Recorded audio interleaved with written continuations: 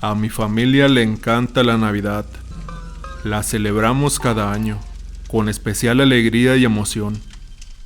Mi madre viene de una familia muy religiosa, y gracias a ello estas fechas son aún más especiales, pues es también el natalicio de Jesús. En mi casa cada año nos esmeramos lo más posible para hacernos sentir que verdaderamente estamos celebrando la Navidad. Recordamos lo mejor posible. Preparamos una cena digna de tal festejo y buscamos los mejores regalos para nuestros familiares. No obstante, en lo que más pasión ponemos siempre es en el arbolito de Navidad. Para nosotros el árbol es el mayor símbolo de festejo que hay, y por ende, al que más trabajo hay que ponerle. Por esto último, tratamos de que cada año la decoración del árbol sea distinta, pero igualmente bella, para así poder marcar una diferencia entre un año y el otro. La mayoría de las veces usamos el mismo árbol sintético y simplemente lo decoramos de manera distinta. Pero un año muy especial para nosotros fue cuando falleció mi abuela. Decidimos ir al bosque personalmente junto con mis tíos para traer un árbol natural y con ello marcar esa Navidad especial. Para esto último fuimos a un lugar llamado Bosque de los Árboles de Navidad, que tal y como dice su nombre, es un bosque lleno de árboles ya presembrados para estas fechas. El lugar se encuentra aproximadamente a 1 hora de la Ciudad de México y muy cerca de los volcanes Popocatépetl e Iztaccíhuatl. Aquí cientos de personas se reúnen cada año para llevarse su respectivo arbolito de Navidad natural y no en balde, pues es uno de los pocos lugares que son autosustentables para estas fechas. Fuimos 12 mis tíos, una tía, mis 3 primas y yo para escoger nuestro propio árbol de Navidad de ese año. Queríamos que ese fuera especial, por lo que decidimos buscar uno que nuestro instinto indicara que ese era el indicado. Estuvimos al menos 2 horas tratando de elegir un arbolito. Era una tarea difícil, porque la mayoría se parecían muchísimo, pero finalmente yo encontré uno que me llamó enseguida la atención. Para empezar, era considerablemente más alto que los demás, y también bastante más frondoso. Al enseñárselo a los demás, todos estuvieron de acuerdo en que ese era el indicado. Llamamos a los encargados del lugar para que nos dieran ese árbol, y al hacerlo me pareció muy peculiar su reacción, ya que los 2 jóvenes que nos atendieron se vieron fijamente a la cara, con una mirada de preocupación que pasados unos segundos, se convirtieron en una sonrisa falsamente cordial. Mi tía le preguntó si había algún problema, y ellos respondieron que no había ningún problema, y procedieron a entregárnoslo. Lo llevamos a casa y lo acomodamos en nuestro patio delantero, que era bastante amplio, y era el lugar donde cada año acostumbrábamos poner el arbolito. Mi prima y yo fuimos las encargadas de decorarlo, con un poco de ayuda de uno de mis tíos para las partes más difíciles.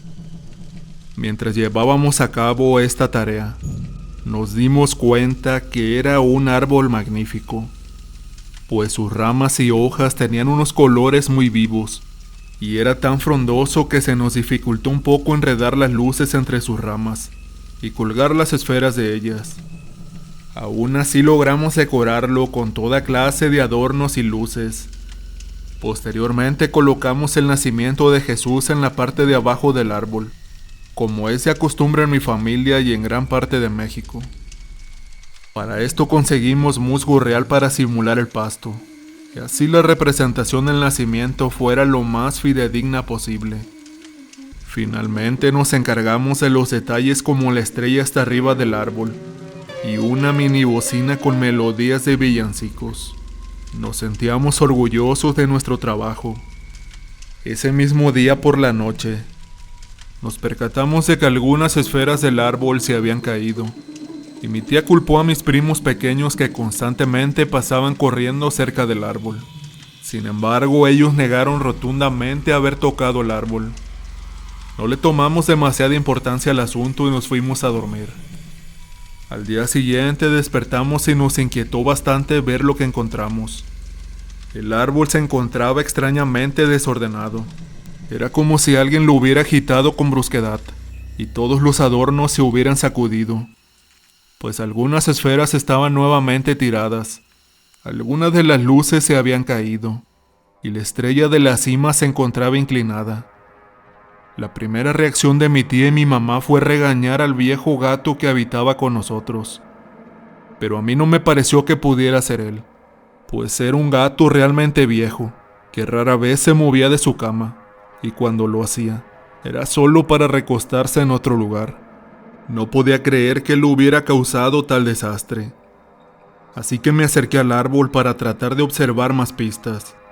Y fue entonces que me percaté de que el nacimiento que estaba debajo del árbol también estaba todo desparramado por todos lados. Y lo más curioso es que el musgo que usábamos para simular el pasto se encontraba aplastado, dejando unas claras marcas de pisadas en él. Pero lo que más me extrañó fue que estas marcas de pisadas parecían ser considerablemente más grandes que las del gato.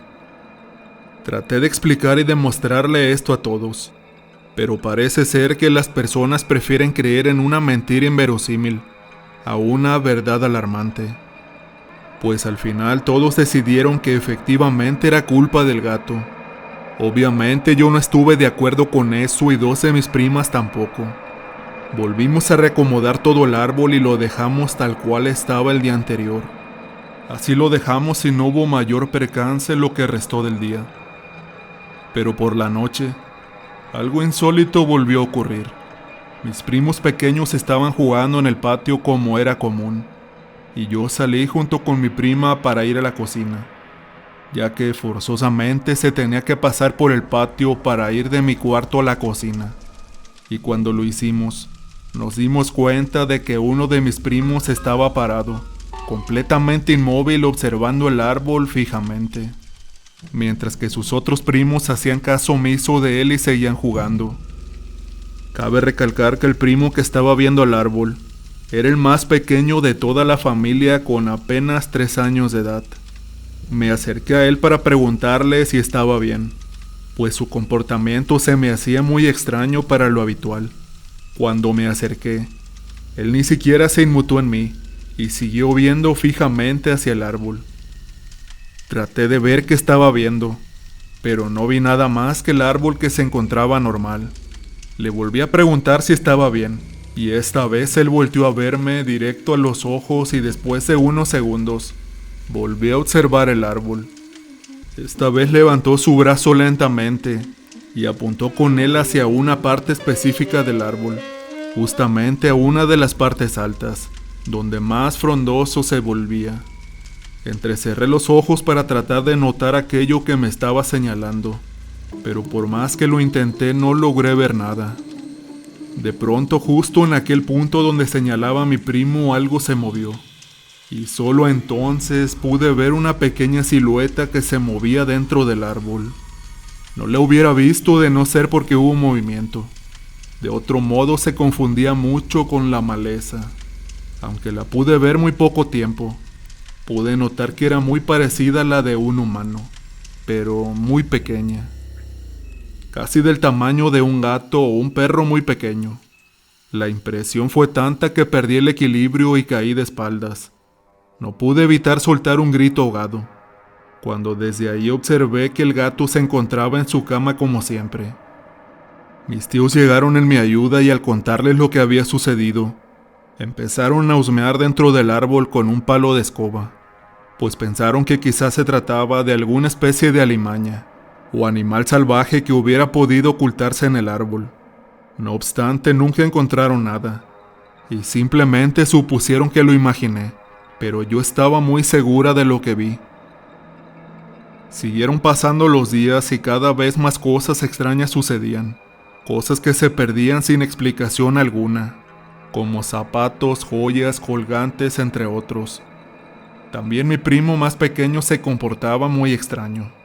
Estaba demasiado serio y calmado, y eso no era común en él. Pero fuera de eso parecía estar perfectamente bien. Sin embargo, lo peor ocurrió 2 días antes de la Nochebuena, cuando todos los primos decidimos jugar un partido de fútbol en el patio, mientras los tíos y mi mamá estaban de espectadores. Mi prima mayor era portera del espacio donde yo tenía que anotar, y estuve a punto de patear para anotar, cuando mis ojos pudieron captar movimiento a un lado de ella. Cuando volteé lentamente para ver de qué se trataba, me llevé un gran susto al comprobar que era una especie de humanoide robusto muy pequeño que corría justo por detrás de mi prima. Sin embargo, esta vez no fui el único en notarlo, pues mi prima, al ver hacia donde miraba, también volteó y lo vio en el momento justo. Mis 2 tíos también lo pudieron ver, pues este pasó corriendo rápidamente casi delante de nosotros y terminó ocultándose en una esquina donde las sombras lo ocultaban. Uno de mis tíos rápidamente tomó un palo y fue en su búsqueda. Golpeó con el palo hacia las sombras, pero cuando encendimos la luz nos dimos cuenta de que no había nada ahí. Era imposible que tal criatura hubiera corrido sin que lo hubiéramos detectado, y no había forma de que se ocultara. Hasta ese momento todos me creyeron y no tuvieron de otra que aceptar que aquello que vimos era un duende, o al menos esa era mi teoría. Por desgracia no pudimos encontrarlo por más que lo buscamos, y mis tíos fueron los que decidieron que la única manera de lidiar con él era deshaciéndonos del árbol, y así lo hicimos. Lo regresamos a donde lo compramos y elegimos uno nuevo. Por suerte ya no pasaron más cosas extrañas en la casa y todo siguió su curso normal.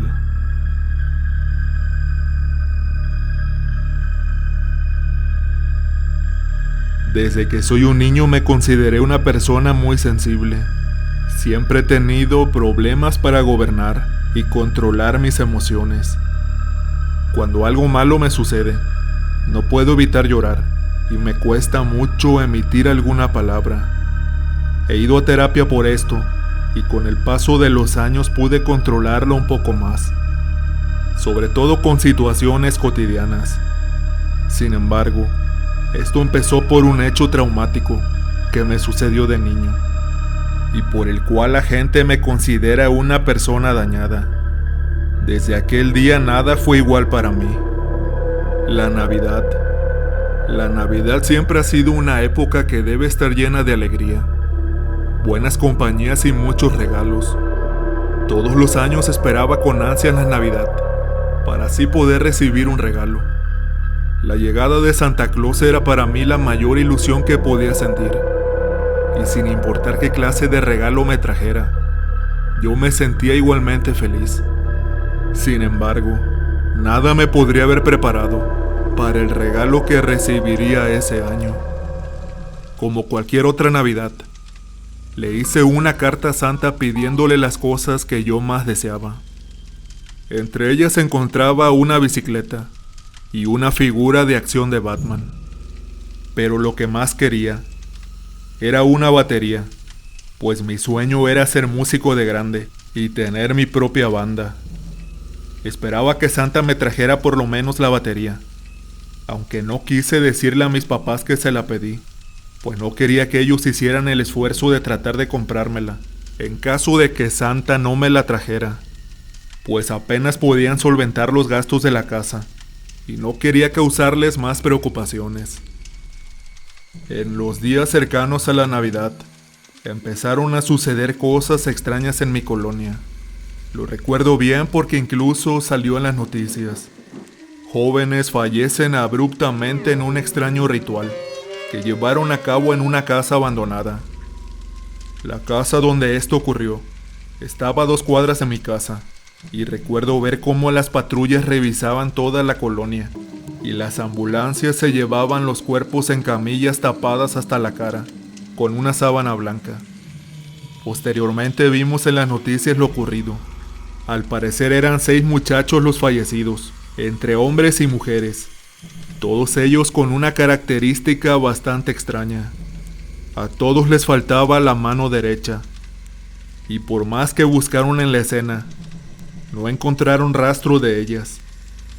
En los días consecuentes más eventos extraños ocurrieron. Por ejemplo, algunas de las personas que vivían a un lado de la casa abandonada, donde ocurrió la tragedia, empezaron a experimentar fenómenos paranormales, o al menos eso describieron ellos. Incluso algunos se fueron abandonando sus hogares. Ni a mí ni a mi familia nos consta que tales eventos paranormales fueran reales. Pero lo que sí fue verdad es que varias familias se fueron dejando sus casas, lo cual ya era extraño por sí solo. Unos cuantos días después a esto, otro evento sucedió. Esta vez fue una muy extraña coincidencia que dio mucho de qué hablar en los meses consecuentes. Varias de las mascotas de las casas de la colonia, tales como gatos y perros, aparecieron tirados una mañana por un mismo lugar. Como podrán imaginar, se trataba de la misma casa abandonada donde había ocurrido aquella tragedia. Era como si algo los hubiera llamado a todos al mismo tiempo y les hubiera hecho ir ahí esa noche. Además, ninguno tenía alguna herida visible y no se pudo descubrir la causa de fallecimiento de ninguna de esas mascotas. Esto también llegó a las noticias locales y fue un tema recurrente en las pláticas de la esquina. Algunos empezamos a asociar todo lo que sucedía con una maldición y otros con el mismísimo diablo. Finalmente llegó Nochebuena y mis papás hicieron una cena inigualable hasta la fecha. Vinieron familiares de algunos otros estados de la República y juntos tuvimos una Nochebuena inigualable. Sin embargo, eso fue el preludio para la peor Navidad de mi vida. Cuando desperté, fui a ver los obsequios que había dejado Santa, y en primera instancia me emocioné muchísimo, pues ahí estaba la bicicleta, la figura de Batman, y a un lado había una caja muy grande. Le llegaba a la mitad de altura al árbol, e inmediatamente intuí que se podría tratar de la batería que siempre había deseado, y me emocioné muchísimo. Cuando me acerqué, noté que la caja estaba completamente envuelta en una envoltura negra con un moño color rojo. Tenía una dedicatoria pegada en uno de los extremos, que decía mi nombre, seguido de la frase: que el mal encuentre consuelo en tus brazos, y juntos brinden por una oscura gloria.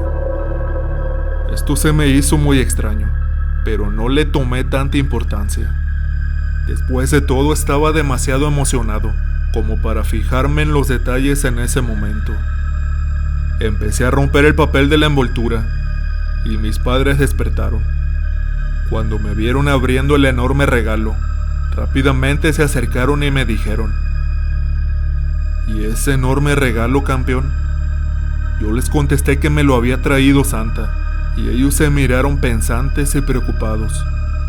Aún así me dejaron proseguir con el regalo, y cuando por fin le quité todo el papel, tomé una de las sillas del comedor y la acerqué a la enorme caja para subirme y así poder alcanzar la tapa.